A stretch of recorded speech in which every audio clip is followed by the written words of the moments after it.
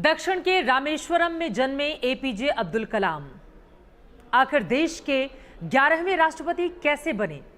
सबसे पहले किसका फोन गया उन्हें मनाने के लिए? APJ Abdul Kalam missile man के तौर पर जिनकी पहचान है इस देश में, बच्चों के बीच इतने ज्यादा लोकप्रिय वो कैसे रहे? एपीजे अब्दुल कलाम जो बचपन में अखबार बांटते थे, सुबह 4 बजे इसलिए उठ जाते थे क्योंकि गणित के उनके शिक्षक मुफ्त में ट्यूशन पढ़ाते थे। लेकिन इसके लिए भी सुबह 4 बजे उन्हें सबसे पहले स्नान करना था, क्योंकि जिन 5 बच्चों को वो फ्री में गणित की पढ़ाई करवाते, वो अगर बिना नहाए जाते थे तो फिर वो शिक्षक उनको वापस भेज देते। कैसे गढ़ी उनकी कहानी यहां तक पहुंचने की, कैसे पढ़ी गई उनकी कहानी यहां तक बनने की, किताबों में किन किन बातों का जिक्र मिलता है, आज विस्तार से हम आपको जानकारी देने जा रहे हैं। देश के 11वें महामहिम के बारे में, उनकी पूरी कहानी, पूरी कथाएं, कैसे बने वो देश के राष्ट्रपति। लेकिन उसके पहले आपको जल्दी से बता देती हूं, गोरखपुर विश्वविद्यालय जहां से मैंने पढ़ाई की है, वहां पर एपीजे अब्दुल कलाम बतौर राष्ट्रपति आने वाले थे। एनसीसी की ओर से गार्ड ऑफ ऑनर की तैयारी चल रही थी, लेकिन बिल्कुल आखिर में हमें रोक दिया गया ये कहते हुए कि सुरक्षा कारणों से गार्ड ऑफ ऑनर नहीं हो सकता है। अब हम लोग एनसीसी कैडेट बेहद निराश, क्योंकि एपीजे अब्दुल कलाम जो सबसे ज्यादा राजनेताओं से भी कहीं ज्यादा वो बच्चों के बीच में लोकप्रिय थे। छात्र उन पर आंख बंद करके भरोसा करते, वो जो बातें कहते हैं उसको एज इट इज मान लिया जाता था। उनकी किताबें आती तो वो हाथों हाथ बिक जाती थी। अब हमारे सामने दिक्कत ये थी कि एपीजे अब्दुल कलाम से मुलाकात कैसे की जाए। बहुत सारे तरीके हमने अख्तियार किए, लेकिन आखिर में ये हुआ कि सिर्फ 2 ऐसे एनसीसी के कैडेट्स होंगे। चूंकि मैं सीनियर थी तो इस वजह से अपना एक्सपीरियंस शेयर करते हुए उनकी कहानी में मैं आगे बढ़ूंगी। तो मेरी हाइट की एक सेम मेरे साथ सीनियर दीदी थी। हम 2 लोगों को चुना गया जो राष्ट्रपति के पास आते हैं। कैंडल लाइट जब वहाँ पर मोमबत्ती जलाई जाती है पूजा पाठ करने के लिए, आराधना करने के लिए, कार्यक्रम के शुरुआत के लिए, उस समय के लिए हमें चुना गया। तो हमें कैंडल लेकर स्टेज पर जाना था। तो उस समय हम दोनों लोग पहुंचे और हमारा सिलेक्शन हुआ। राष्ट्रपति जी ने हम लोगों से बातचीत भी की, क्योंकि हम बहुत छोटे थे। तो ये मेरा छोटा सा एक्सपीरियंस था। लेकिन अब आ जाती हूँ मैं महामहिम की कहानी पर, क्योंकि मुझे उनको बिल्कुल करीब से देखने का, उनसे बात करने का मौका मिला है। इस वजह से बहुत ज़रूरी था कि मैं अपने अनुभव को आप लोगों तक ज़रूर पहुँचाऊँ। एपीजे अब्दुल कलाम अक्टूबर 1931 को रामेश्वरम में वो जन्म लेते हैं। 5 भाई 5 बहनों में वो एक सामान्य परिवार, जहां पर उनके पिता नाविक के तौर पर काम करते हैं। नाव को किराए पर देने के लिए भी उनकी ओर से बहुत सारे इंतजामात किए गए रहते हैं। लेकिन पैसों की किल्लत हमेशा उनके परिवार में बनी रहती थी। यही कारण रहा कि पढ़ाई के लिए वो अपने दोस्तों के घर भी चले जाते थे, ताकि वहां पर किताबें उनको आसानी से उपलब्ध हो सकें। एपीजे अब्दुल कलाम थोड़े बड़े होते हैं, बाहर वो पढ़ाई करना चाहते हैं, लेकिन बड़ी मुश्किलें उनकी राहों में आती हैं।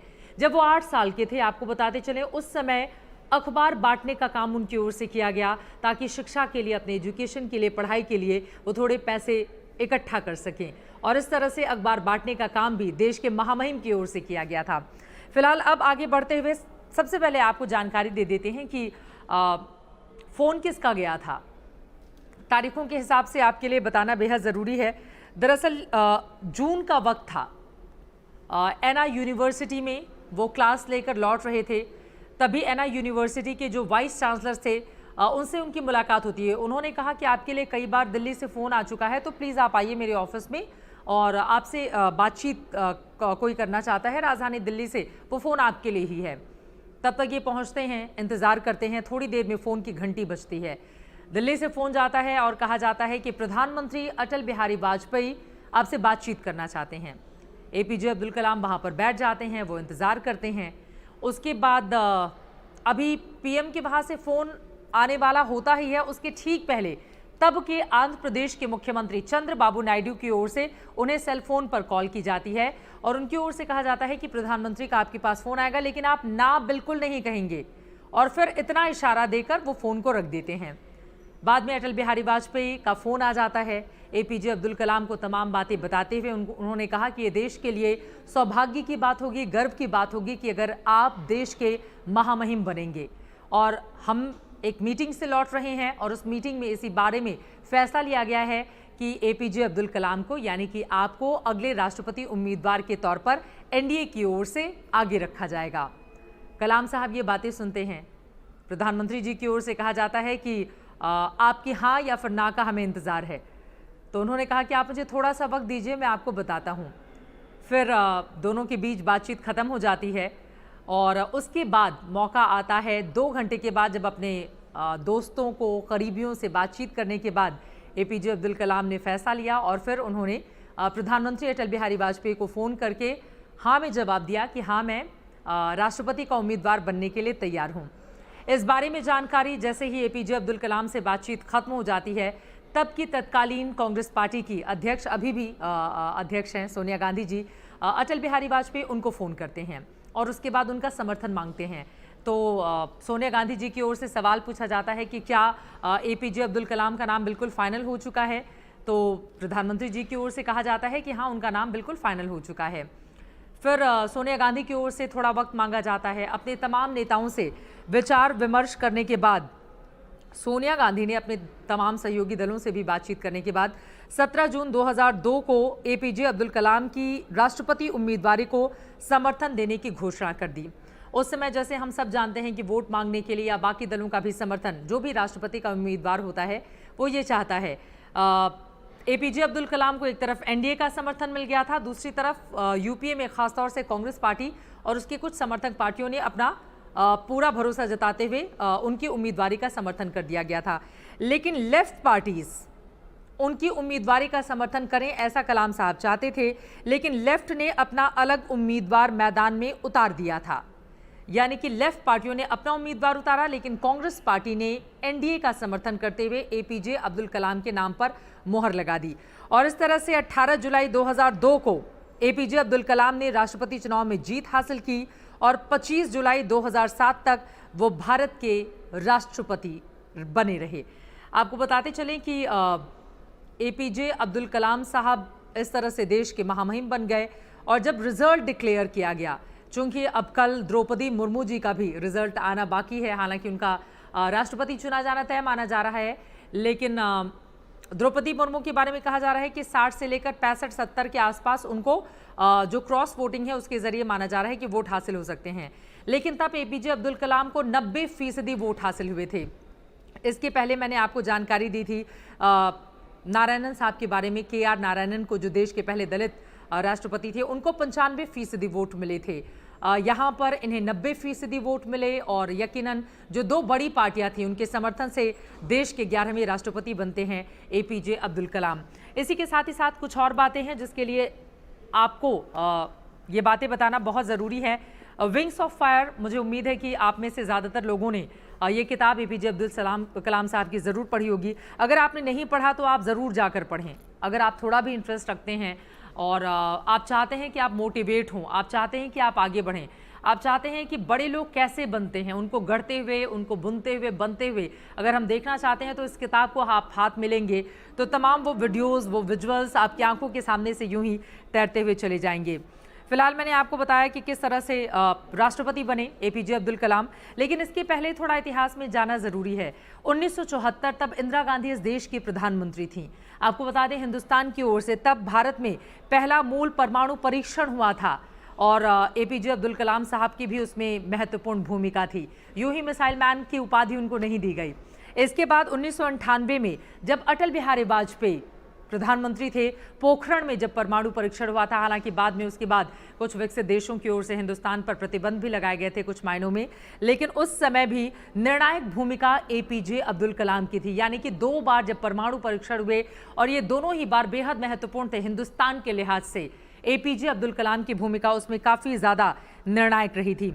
आपको ये भी बताते चलें कि परमाणु हथियारों के क्षेत्र में हिंदुस्तान, भारत कैसे सुपर पावर बने, इसको लेकर अब्दुल कलाम की ओर से लगातार न सिर्फ वैज्ञानिकों से बल्कि अलग अलग देशों से भी जो भी उनके मित्र थे उन सभी से बातचीत करते, वो पढ़ाई करते, वो हमेशा हिंदुस्तान को सुपर पावर बनाने। इसीलिए इंडिया 2020 जब उनके इस विजन को हम पढ़ेंगे तो आपको समझ में आएगा कि भारत 2020 तक किस तरह से अपनी तमाम क्षमताओं के बलबूते आगे बढ़ता हुआ चला जाए। इसका जिक्र बार बार वो किया करते थे, खासतौर से जब राष्ट्रपति के तौर पर अलग अलग स्कूल कॉलेजों में उनको बुलाया जाता था और स्टूडेंट से मुलाकात के दौरान इन तमाम बातों का जिक्र उनकी ओर से किया जाता था। इसके पहले कि मैं आगे बढ़ूं, उनके बारे में कुछ और जानकारी दूं,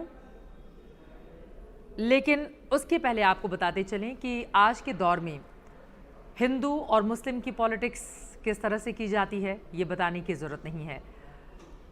लेकिन एपीजे अब्दुल कलाम को पढ़कर, देखकर, सुनकर हम समझ पाएंगे कि हिंदुस्तान का मूल चरित्र आखिर कैसा है।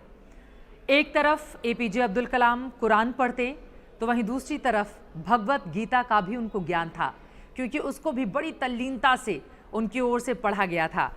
आपको बताते चलें, कर्नाटक भक्ति संगीत हर दिन वो सुनते थे और हिंदू संस्कृति में वो बहुत ज़्यादा विश्वास करते थे। आगे बढ़ते हुए एक बार की बात है जब एपीजे अब्दुल कलाम को उनके टीचर की ओर से कहा गया कि आप तो अपने मुस्लिम दोस्त के पास मत बैठा कीजिए। इसके पीछे की कहानी, किताबों में जिन बातों का जिक्र है, मैं बिल्कुल उसी तरह से आपको बता देती हूँ। आपको बता दें कि विंग्स ऑफ फायर में इस बारे में जिक्र खुद कलाम साहब ने किया है। उन्होंने लिखा है कि एक बार जब स्कूल में उनके टीचर ने उन्हें अपने हिंदू दोस्त के बगल में बैठने से मना कर दिया था, ये बताते हुए कि वो हिंदू है तो मुस्लिम हो, उनके बगल में मत बैठना।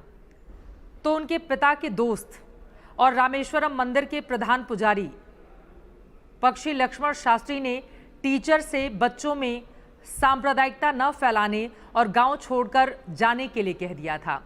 आपको बताते चलें कि कलाम साहब के जो पिता थे जैनुल आबदीन और उनके दोस्त थे रामेश्वरम मंदिर के प्रधान पुजारी पक्षी लक्ष्मण शास्त्री, जिनकी तस्वीरें भी आप विंग्स ऑफ फायर जब किताब को खोलेंगे तो उसमें आपको नजर आएंगी। एपीजे अब्दुल कलाम की ओर से इस बारे में जिक्र किया गया है। आपको बताते चलें कि कुछ उनकी स्मृतियां हैं जिसका जिक्र मैं कर देती हूं। एक दक्षिण भारतीय पारंपरिक परिधान पहने पुजारी और इस्लामिक परिधान पहने एक मुस्लिम। दरअसल एपीजे अब्दुल कलाम की स्मृतियों में से ये एक है, क्योंकि एक तरफ उनके पिता थे तो वहीं दूसरी तरफ उनके पिता के दोस्त थे रामेश्वरम मंदिर के पुजारी, जिनके जीवन का अच्छा खासा असर एपीजे अब्दुल कलाम के जीवन पर पड़ा और यही कारण रहा कि हिंदू धर्म और संस्कृति से भी अपने आप को जोड़कर रखते और देखते थे एपीजे अब्दुल कलाम साहब।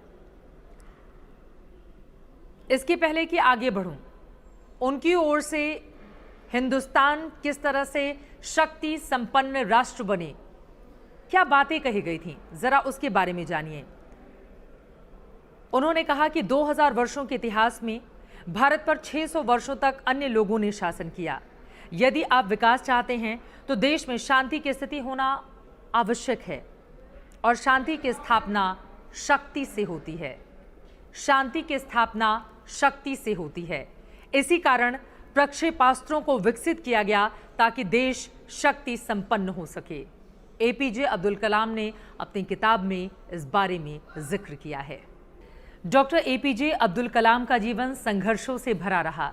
एक नाविक का बेटा जब हिंदुस्तान का राष्ट्रपति बनता है तो हिंदुस्तान क्या महसूस कर रहा होगा, इस बारे में आप अच्छे से जान सकते हैं, समझ सकते हैं।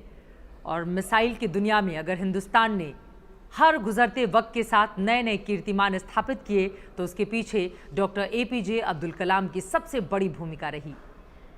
डॉक्टर एपीजे अब्दुल कलाम जो अक्सर कहा करते थे, और ये बातें आपको भी ध्यान में जरूर रखनी चाहिए, सपने वो नहीं होते जो हम सोने के बाद बंद आंखों से देखते हैं, सपने वो होते हैं जो हमें सोने नहीं देते।